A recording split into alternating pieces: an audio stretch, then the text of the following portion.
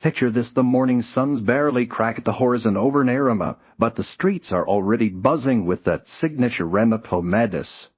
Our boy Ranma set the Makaki, martial arts prodigy with a curse that turns him into a red-headed firecracker of a girl at the slightest splash of cold water stroots toward Furinkan High School like he owns the place. Trailing behind him, arms crossed, and skull locked in place, is Akane, Tandu, the no-nonsense carrot queen, whose equal parts fiance arranged mind you an eternal headache for our hair. The air crackles with tension. These two are oil and wire, or more accurately, hot spring and juice and curse.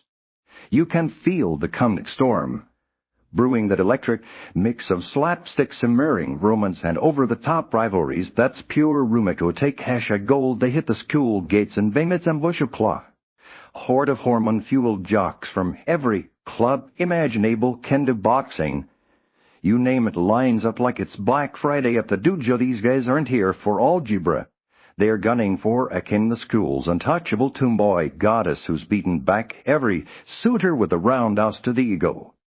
Whispers ripple through the crowd. She's mine today. No back off, Thunder Boy. And then striding up like he invented swagger comes take Wikai Kuno, captain of the Kendo Club and self-proclaimed Blue.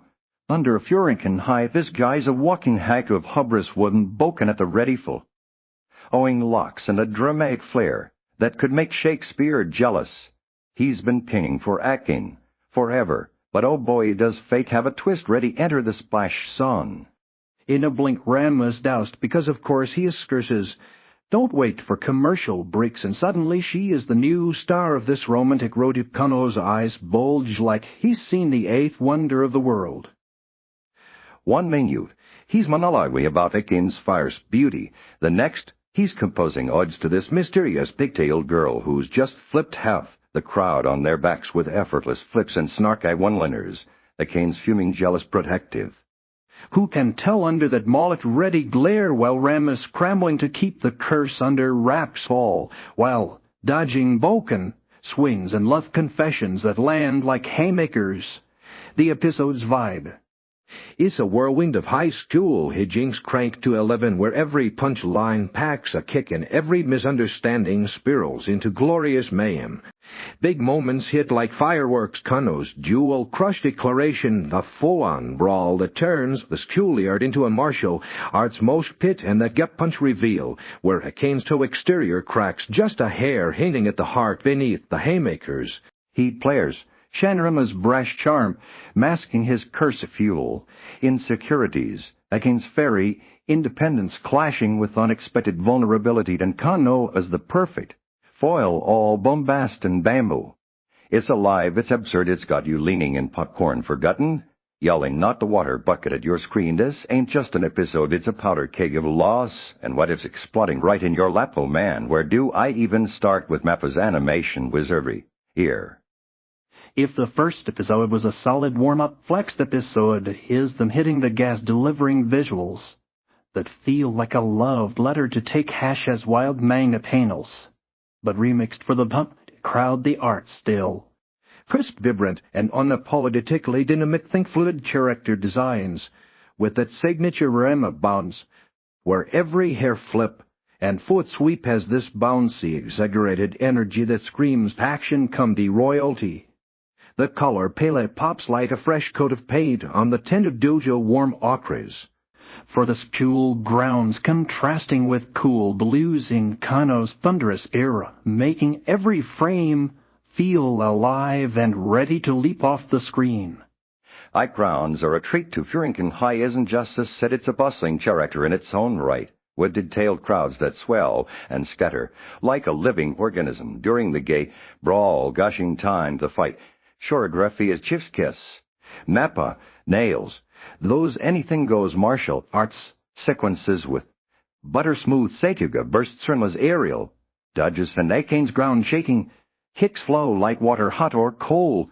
Take your pick, blending the elegance with supple accents for the crowd chaos that don't distract but amplify the frenzy.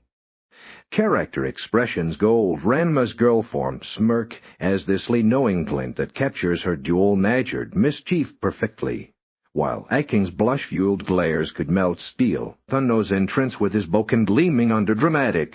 Lighting is pure, theatrical, eye candy evoking those classic anime spotlights, but polished to a modern sheen. It's gorgeous in its restraint to no overkill on effects that humor lands through timing and supple animations, like the way Ranma's pigtail whips like a warning flight mid-flip. That said, if I'm nudging gently because hey, nothing's perfect, even in Ranma, there's a spot where the pacing in the crowd scenes feels the Ted Rush. The horde of suitors blends into a colorful blur at times, which imps the comedy, but occasionally muddies who's who until Kuno steals the spotlight. It's a minor hiccup in an otherwise seamless episode made a beat more. For individual goons to ham it up, will elevate the slapstick from great to legendary overall, though. This art still doesn't just adapt the source, it revitalizes it, making you appreciate how MAPPA honors the manga's chaotic spirit, while injecting fresh flair that has you pausing to admire the details over your keflak.